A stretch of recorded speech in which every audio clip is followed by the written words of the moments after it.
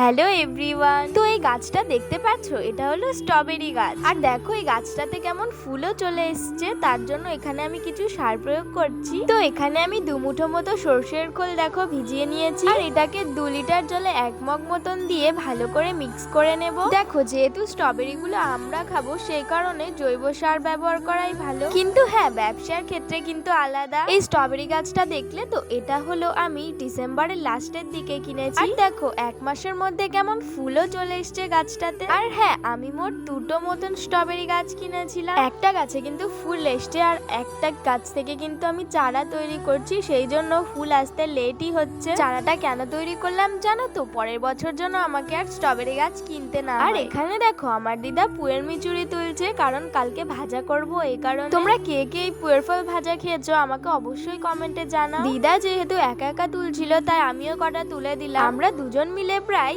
1 KG মতন পুয়ের ফল তুলেছিলাম। দেখো এত ফল তো খাওয়া সম্ভব না, তাই আমরা পাশের দোকানে দিয়ে দিয়েছিলাম। আর হ্যাঁ, আমার ভিডিও ভালো লাগলে অবশ্যই লাইক, কমেন্ট, শেয়ার করো।